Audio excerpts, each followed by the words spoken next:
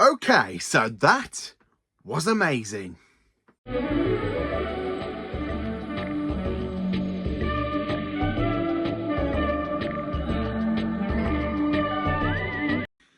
there, amazing viewers and subscribers, and welcome to a fantastic Doctor Who Big Finish review, as of course I'm reviewing Doctor Who The Annihilators, a fantastic 7-part audio that is literally just set straight after the fantastic story known as Inferno. Oh, bloody hell, this story is just boom. It's amazing. It absolutely is amazing. And like I do with my other reviews, I will give you a little bit about the plot, a little bit about the story, before I actually genuinely give you my notes, and then of course my final thoughts, and more importantly how I rank and rate this story. Now, when it comes to basically reviewing Big Finish audios, I like to try and do these like, oh my god, that was amazing. Now, there have been a few audios where I didn't quite enjoy one of the stories. It doesn't matter if it's in a box set or like a story that's separate. It's like stuff out there where I'm like, oh, okay, I didn't enjoy that.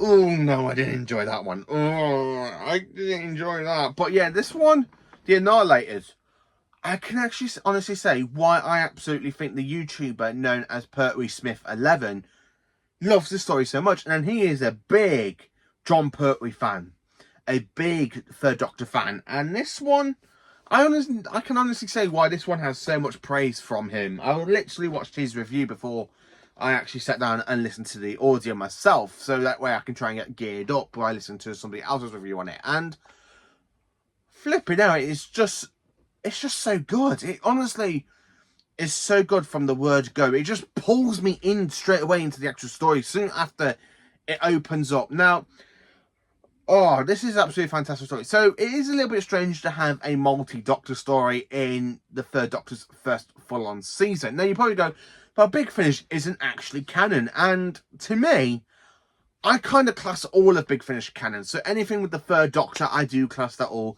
as canon. I really do class Big Finish as proper canon.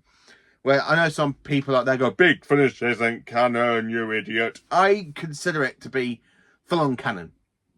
It's up to you. You can argue or debate that. If you don't find it as canon, that's okay. I really do find it as canon. I absolutely love it. And to actually have this canon from Inferno, bloody hell, it's so good. Honestly, I just can't get a word of it. Now, there are some pointers in this one I do really want to say. Like, for some of the actual voice guests are so good in this one. And the 3 main people that do this, well, the 4 main people that do this, is absolutely brilliant. So, let me tell you a little bit about the plot. So, the story actually opens up to Doctor putting the TARDIS console back into the actual TARDIS. And if you all remember from Inferno, he literally took the console out of the TARDIS so he can try and get it up and running so he can go back and have his struggles with time and space in Inferno. But then, of course, he ends up going into a parallel universe, which is running ahead of our universe. So, but after that story, the Doctor does put the console room back into the TARDIS. And there's like a little bit of a mind slip where we do hear a little bit of Michael Troughton as the second Doctor and Fraser Hines. And then I like how the Third Doctor just goes, what was that? What was that?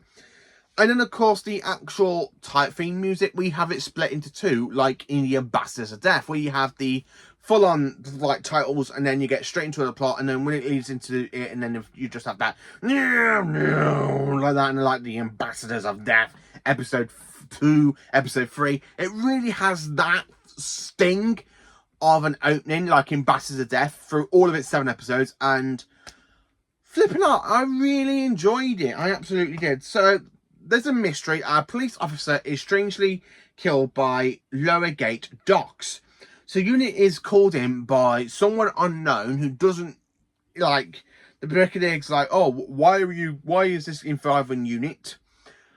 But then, of course, the Doctor and Liz do go to enjoy the Brigadier. Now, I love the scene where the Third Doctor really wakes up Liz. And it's a bit like the 11th Doctor miniseries called Pond Life, where the Doctor wakes up Amy and Rory, where they're literally fast asleep in bed. And he goes, oh, no, look, you need to get up, and you have no idea what I'm on about, do you? No. Oh, helmet regulator again. Too early, 1 point back as you were.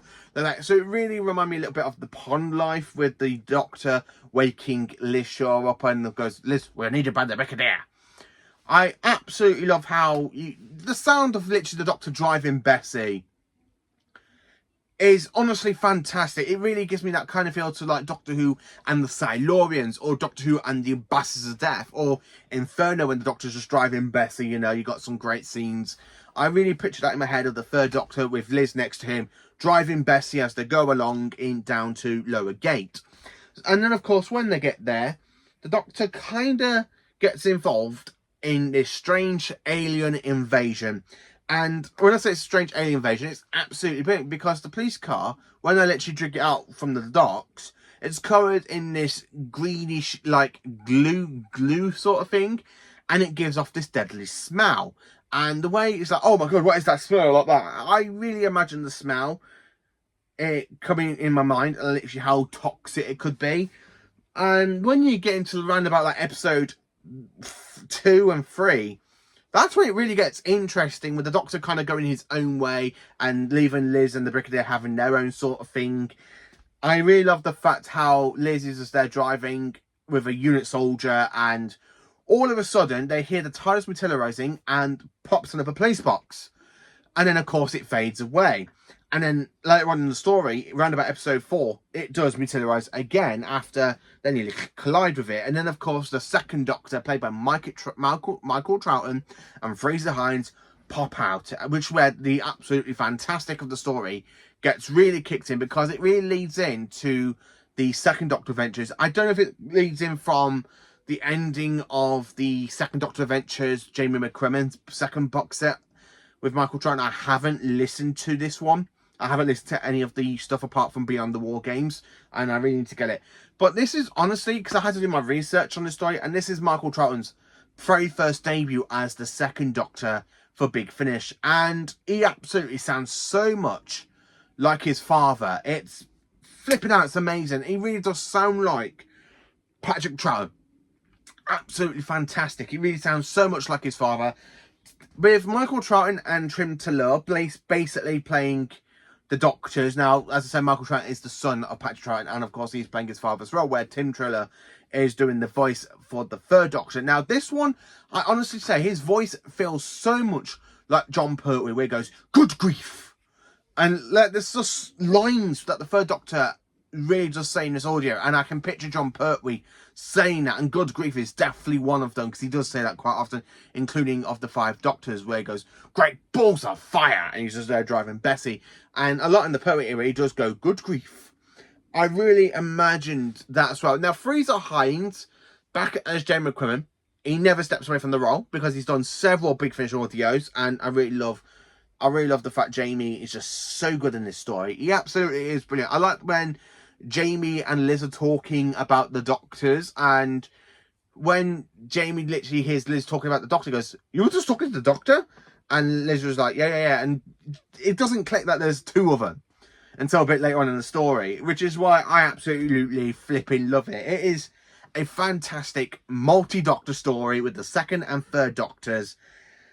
Oh man, I absolutely love it. It's just such a fantastic, thrilling audio adventure told over 7 parts, and it does not drag. Yes, okay, when I say some stories kind of drag, like the Daleks, the Daleks, the very first story, that kind of drags a little bit. This story does not drag. It really pulls you in from the word of you're listening to a Big Finish production, and it really pulls me in straight away, and I absolutely loved it. I absolutely love it. There are so many things in this audio I absolutely love. The woman that's doing the voice of the detective police inspector, but who literally turns out to be one of the aliens in disguise, is really good. Now, the aliens give me Saigon vibes. They really did give me like Saigon vibes, but I know they're not Saigons, but it kind of gives me Saigon vibes, and I really think it worked. I honestly think the aliens did absolutely work. It's not a typical alien invasion. It is just absolutely, it's just so good. It really is. Now, I have got quite a few things to say. Now, Trim Taylor is absolutely brilliant as the third Doctor, and I'm going to have to say, this might be my second favourite box set for Trim Taylor as the third Doctor, considering I've only listened to 4 of them. And From Your Voice definitely became my favourite so far